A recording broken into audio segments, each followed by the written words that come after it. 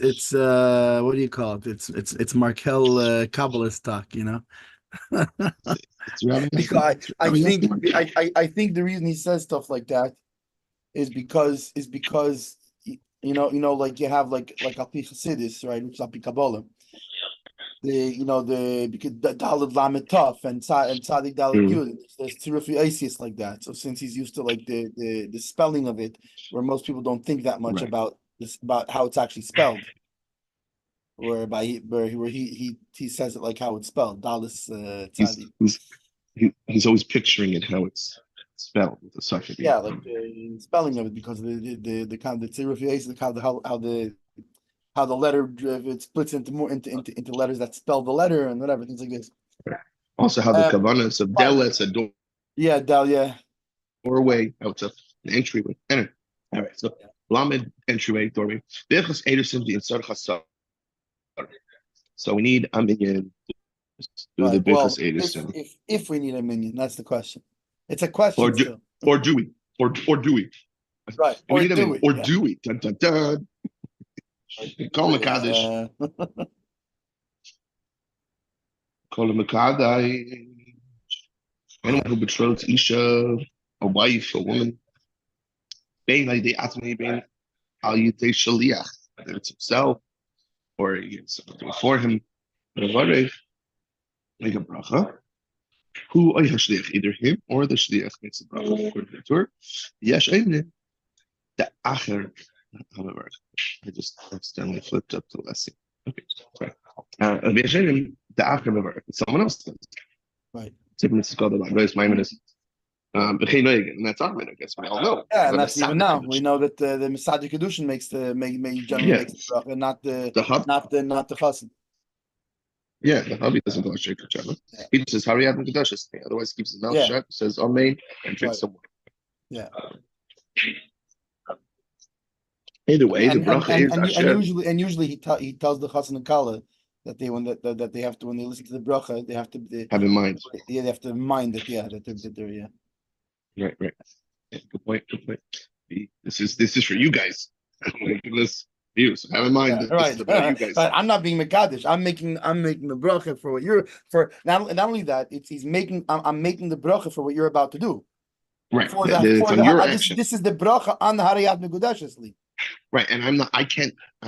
It's not like the Masad Kiddushin is made into the shliach that he's now the one being Mekadesh the woman for him, the guy, the chassan. Right. No, the chassan still is the one who is. Right, I'm making the bracha, and you being Mekadesh. And it's doing. He's making the bracha. I will say, yeah, it's like that classic joke that the Pharisee says. Like when he first came out to Berkeley, a couple came to his office and said, "Rabbi, we'd like you to marry us." I'm really flattered, but I'm already taking them. Oh, well, the guy. Like, you might want me you're inviting me into your throuple. I understand it's Berkeley, it's a very progressive place, but it's not really not my thing. I don't want to do that kind of stuff.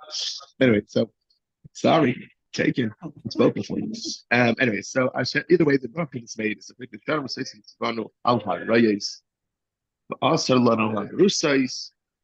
And so he sanctified us by his commandments and commanded us concerning our race and prohibited us relations with Arusais, with betrothed women.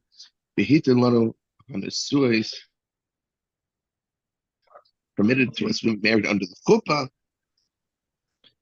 Ayidei chuppah v'kedushin, through the betrothal ceremony. Baruch atah Hashem, mekadesh Yisrael. Blessed are you, the Lord, who blesses Israel. So, there are those who say that it's from Lashon Acher, a different language, the blessing is a different wording. They say,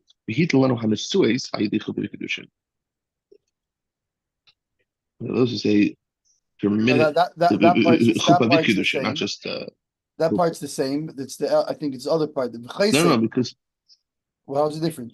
Oh, no, it's different. It says Kiddushin. He changed it to Kiddushin with a ball. Yeah, that's what it's saying. And Kiddushin. The other one is that we're permitted to do the chuppah with the process of Kiddushin, and the other nusach is. And the other one is Kiddushin. That we both do this thing called chuppah and Kiddushin. It's like two different things that we do. Yeah. Again, that's the Torah. And we finish it off with Baruch Haba Hashem, Mekadosh Ima Yisrael, Ama Yisrael, the nation of Israel, not just Mekadosh Yisrael, but the people of Israel. Ayidei Chuvah Kiddushin. V'chein Noyagin Medina Seilu, and that's our minhag. But Acher Sheyigmar Habracha Yikadosh. And after he makes that bracha, then Ariyat Mikudeshes, you do the ring with Ariyat Mikudeshes. He goes and yeah, which makes sense because as we know that bracha is over Latziyosan. You make the bracha before doing the mitzvah. Right. Besides for obviously, besides for Shabbos candles, because by Shabbos candles, were you to make the bracha, you can no longer light because you just accept the Shabbos. So that's but that's only because you can't do it that way. Otherwise, Yom Tov, it's only do it the other way. Yeah, and in fact, and that's actually why the minhag is when we wash hands netilas yadayim for bread, which we wash and then say the bracha, right? But that's why we keep water in our hand, and then after the bracha because we dry it up. Yeah, because then after we wipe that water from in our hand, we put into our So bracha is made before the mitzvah. That you're about to do a mitzvah of betrothing a wife. So you make the bracha first, and now he does the mitzvah. Yeah. Chelkas mechekek.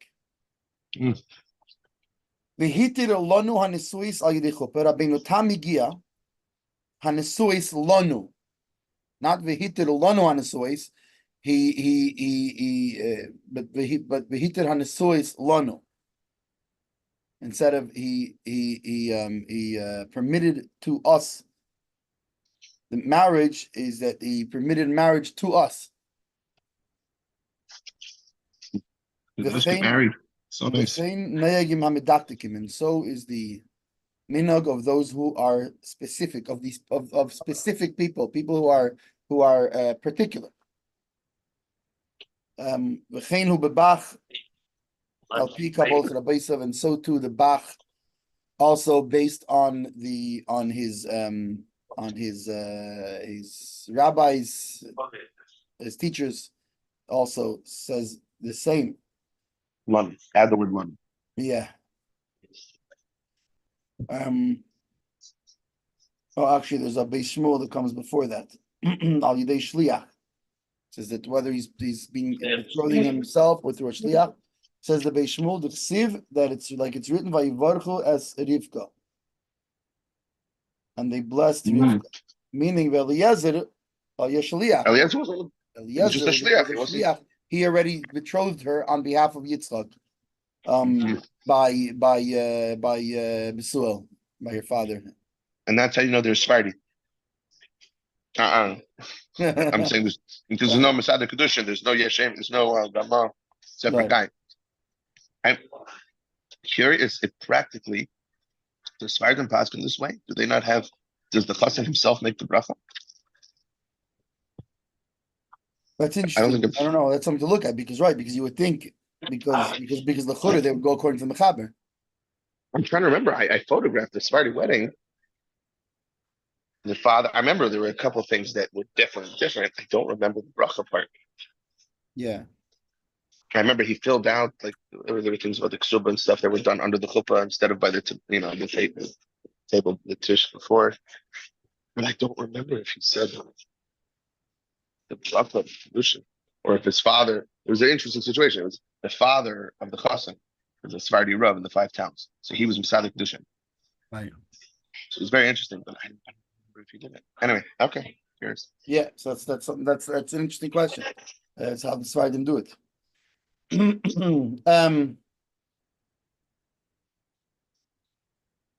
Okay, so next is the Achram Avarif next, or let me see. No, Al Yidei Chuppah v'Kiddushin.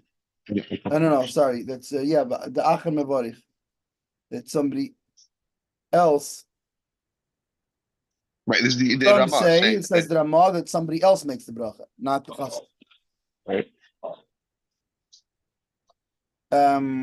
Shaloi levayesh misha ini yedei levarich. Oh, interesting.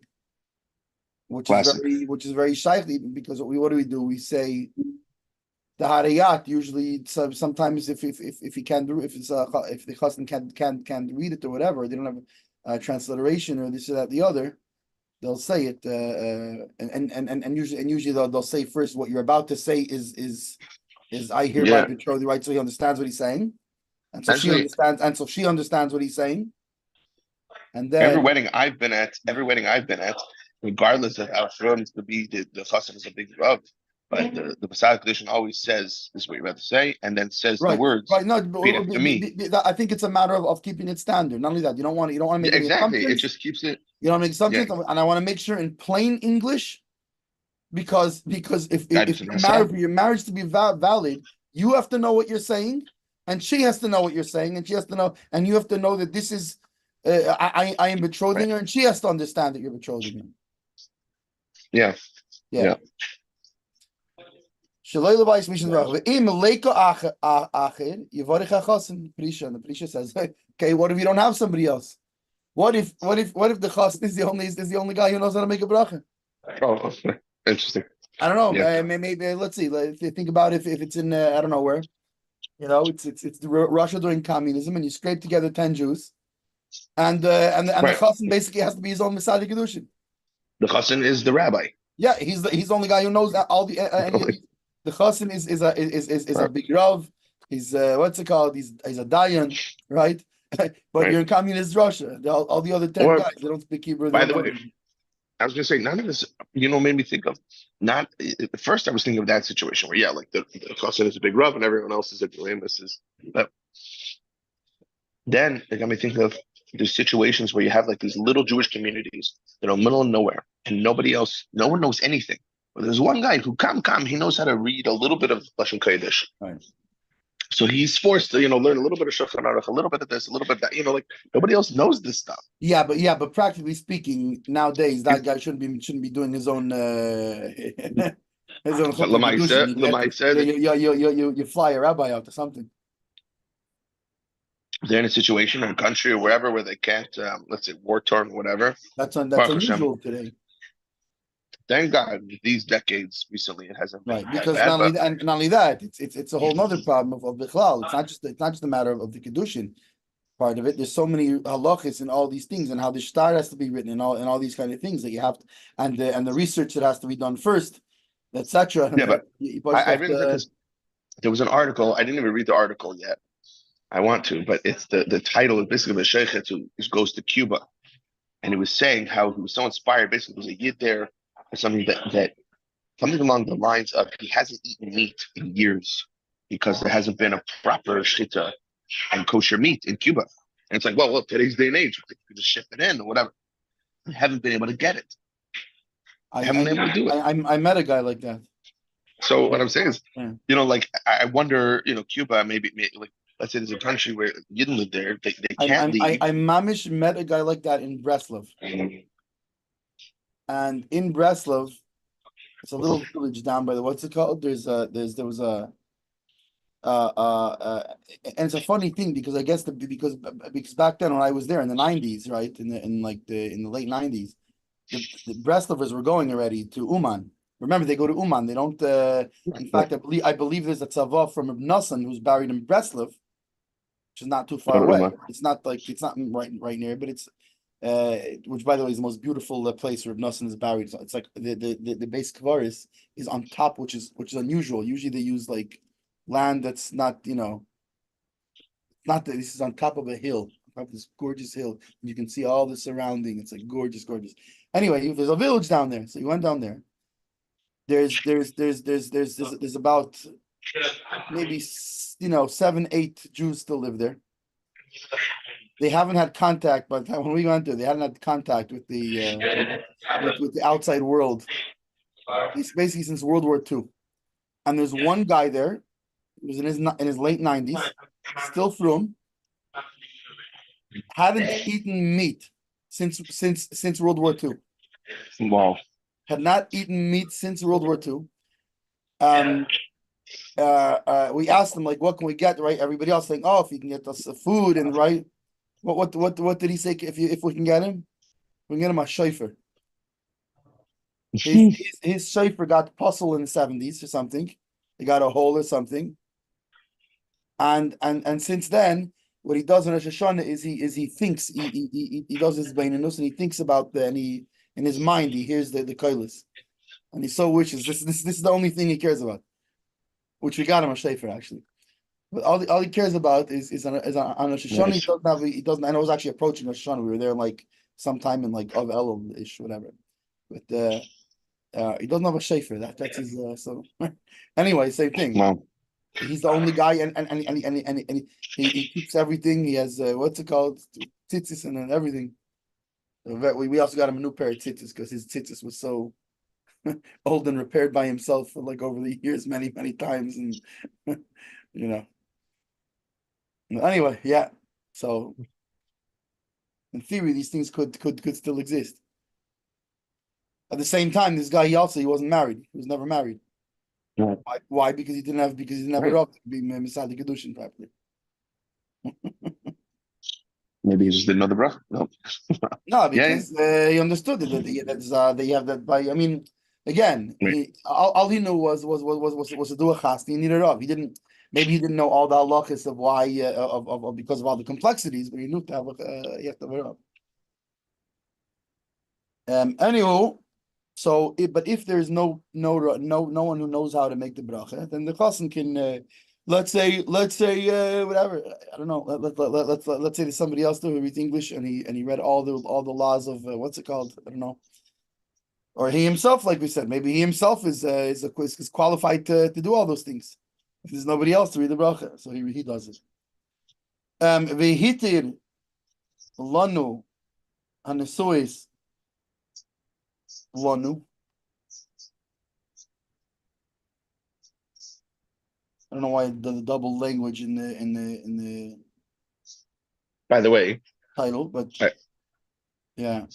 Just before we jump into that, I just was quickly Googling to try to see some Sephardim, like to see if there's Sephardi custom or whatever, and I found a thing, at least according to the Syrian Jews by Rabbi Eli Mansour, a whole like step by step of a Sephardi Assyrian wedding, and it says that the rabbi says 3 brachas of Pfeffer Gafen, Atzim Minei B'Samim, and Ashek Chanu of Alaroyos. So at least the Syrians do not. The Chassan does not say it. So I don't know if other Sephardim do that. I mean, Syrians are sometimes different than other Sephardim minhag wise, but I just at least very interesting. That is different, but whatever. Anyway, so you're saying that the Welton call is double, yeah. Interesting. Anyway, Kain Kosov Kol Achreinim, so all the Achreinim know. I'm not sure which way they write, but then we have, says the Hilchos Mechik Al Yidei Chuppah V'Kiddushin Sefer Itur Kosav She'ikar Nuscha B'Kiddushin, that really, right, the Itur writes that really the proper nusach is B'Kiddushin with a base. Reaksha hadaikonim kedim base rafa mepnei shehi smuchal ishei. But those who are particular in how in pronunciations and how and in grammar, right? It's a soft base. Why? Because it is close to a hay. I guess chuppah, right? It's after chuppah, at the hay of chuppah. And so it sounds like a vav. Vasefrim ta'u, and the scribes made a mistake because of Kiddushin, and they wrote it Kiddushin with a vav. Then continues the Hilchos Mechiki v'achar sheigmar habracha yikadish. After he finished the bracha, then the chassan does the betrothal, right, with the ring. Keleimar, meaning lechatchila hu ikar mitzvah levarich eved lasiyasan. That done when we do it the right way in the beginning. The main way of doing it is that if the mitzvah is that we make a bracha before doing the mitzvah. La'afuki k'tzas peiskim, to meaning against the few peiskim. To appease or against. Yeah, la'afuki means like to oppose. Refute. Right. or I think it actually means. So in spite I of, think in I spite think of the, I think lafuke literally means to exclude, like right, like v'yapik yasamich to, ref, and take to out refute me. your nation from Golis, right? So v'yapik is to take out. So I think it might be also like that, meaning to exclude. But meaning not like them.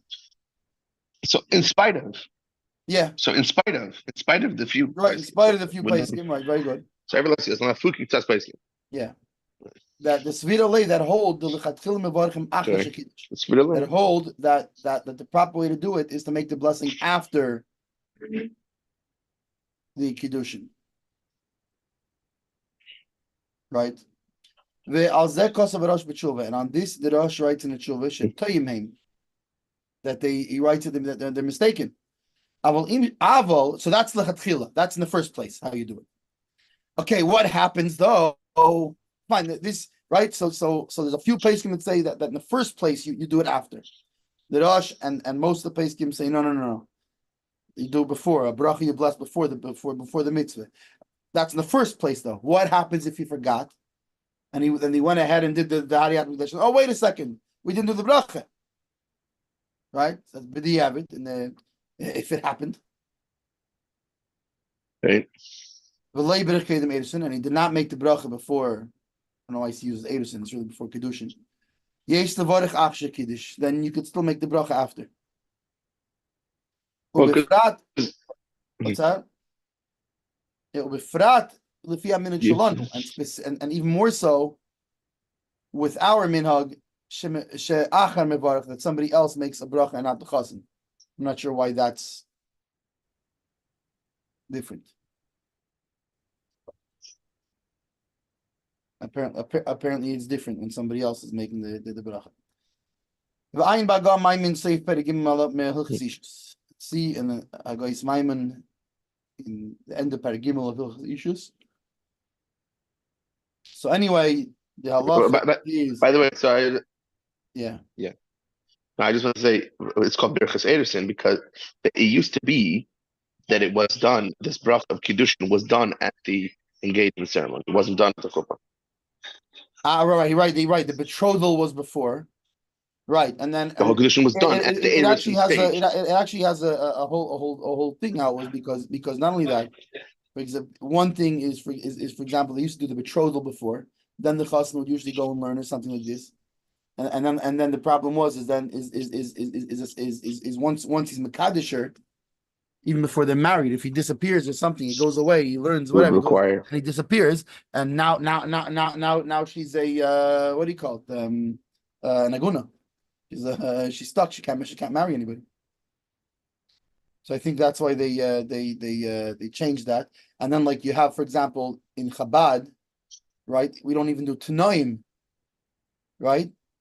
I think generally in the Welt they do Tanoim, which is that's the agreement that's the agreement that we're going to get. It doesn't really require a get, but it's not so simple. But the Tanoim they do beforehand. By the L'chaim. Yeah. And in Lubavitch, I think the reason that we do not do Tanoim before then later is just like by then they were worried if the guy disappears, is unfortunately by Lubavitchers in Russia, it would not be unusual at all for a chassan to disappear. Wow, so you think it was historically influenced? I think that's why in Chabad it ended up being that way, is because they do Tanoim and then in the time in between for a chassan to disappear for whatever reason, from bandits, from murderers, from arrested, from the KGB, from the or just things got busy. The Rebbe was 7 years before they got married. So anyway, so that's why we do the Tanoim even. Right before the at the chasna. Fine. Now the achar sheyigmer says the Beis Shmuel, right after they finish the bracha, then he does the Kiddushin. The das kama peiskim mekadish kaidem bracha. So he brings the same thing as the chaltzim chayik, that according to some peiskim, you first do the Kiddushin and then the bracha. Yishema tachser v'loy sirtze lekabel Kiddushin. That's what's the reasoning they give, right? In other words, generally speaking, the proper way to do it is you make a bracha before the mitzvah. like we said, by Shabbos candles. Why not? Because you can't. You can't. Once you make the bracha, you can't light anymore. So therefore, in the case where you're not able to make the bracha before, you are able to make it after, as we even see from the Chalks and Mechekik that b'diavad, if they forgot, you can make it after and it's fine. So their reasoning is, what happens if you make the bracha and then she changes her mind? Now you made a bracha levatala, you made a bracha in vain. Which is a funny reasoning, really, if you think about it, no? Because that's similar to like like maybe I should eat the apple first, then make the bracha. Because what if I make the bracha and then decide not to eat the apple? That's a bracha levatala. So don't decide not to eat the apple. Make sure before you what's it called? Okay, you're going through it. Anyway, that's their reasoning. Their reasoning is all of a sudden someone will make the bracha and she'll go, wait, no, I can't do this. So therefore, the anan kaimelon lechatchila yivarech Kiddushin. We hold that you make the bracha before the Kiddushin, Kiddushin Ehven l'asiyosan, because the proper way to do a bracha is before the mitzvah. Aval b'diavad, he brings the same thing like the Hilchos Mechekik, that b'diavad yachol yivarech Kiddushin. If they forgot, so something had what they accidentally said that part first. So b'diavad you can do it after, and it still is it still counts. Base. Yeah, it's very interesting. Yeah, I'm very curious why the double lanu. Like our Hashem, why Hashem permitted us for our weddings? Like it does seem.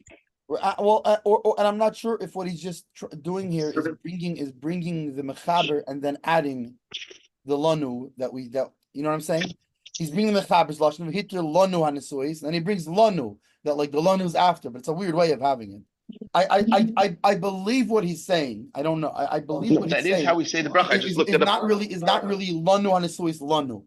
I think what he's saying is that rather than lanu hanesuis, it's hanesuis lanu. But it's in the siddur. I looked it up. What? In the siddur, that is the bracha. That is the bracha in the siddur. Yeah. Interesting. Yeah, because, it is. Because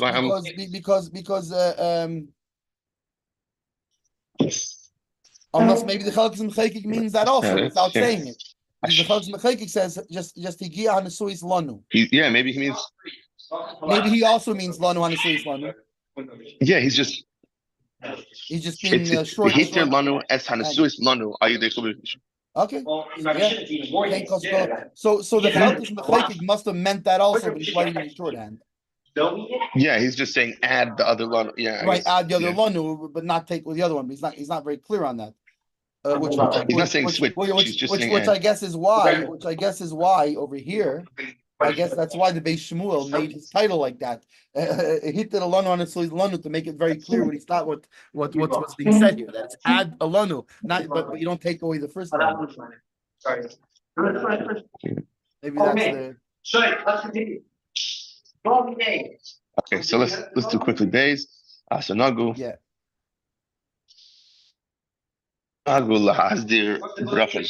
So it's customary to arrange this bracha. Should be said over a cup of wine, which is why Lamaisa, the order of things is prayer priagafen, then this bracha. Right. And first make a bracha on the wine. And then afterwards you make this bracha of Kiddushin. If you don't have any wine, or beer, or I guess any mashke. And when it says shecher, do we mean always beer, or it just means some alcoholic drink? Yeah. It might mean. Yeah, I think it just means an alcoholic drink. Well, okay. Then you don't do that often. You do without. Meaning you only make it over a cup of something if there's wine, or by prayer gafen. Then you do it by prayer gafen. But if there's no yayin, if there's no also I'm curious, does it mean wine? Or it could be shecher. No, he's saying if there's no wine, or shecher, right. If there's no wine, you don't use Chomar Medina basically. It has to be an alcohol. It has to be wine or shecher. I'm not sure. I feel like that's. Yeah, I guess it has to be shecher. Yeah, I'm guessing it has to be like mashke or something like that. To exclude what? Yeah, that's what I mean. Another question I have is So yayin is sheikh. Yeah, grape juice okay. It's dafka wine, or he means yayin as in a bar pirgach. Does it have to be alcoholic? Like it's both the chassan and kala if they're alcoholics or something. Like, can you leave this condition over the grape juice? Well, no, he says beforehand what's it called, like why grape juice is considered yayin. That's what I want to know. I'm not like I don't. That's what I want. Right, and When we say wine, it seems like we're saying you should use yayin and not shefer, because in the beginning he only says yayin. Then he adds if you don't have wine or shefer, meaning it seems by his wording almost like okay, if you don't have wine you can still use shefer, and if you don't have and if you don't have that, then you just don't make that bracha. You only do the Kiddushin bracha. Both cases, both facts. Okay, so I actually have to share with you a video that we can watch in our own time. Apparently, this is a video from Aish that says B'dafka white has to be wine and not grape juice, but we'll look into that later. That'll be my homework. Comments on it on here. Yeah, I don't think there's any rubbish.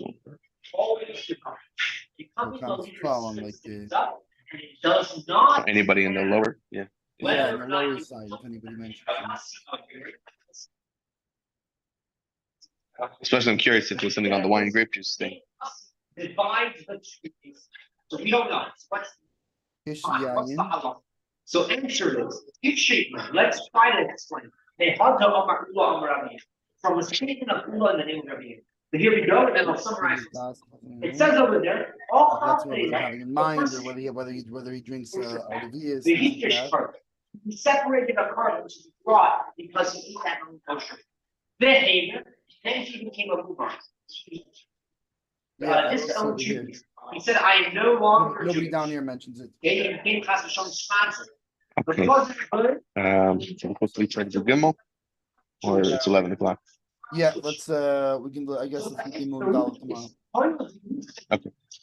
All right, have a good day, everybody. Tomorrow with Gimel.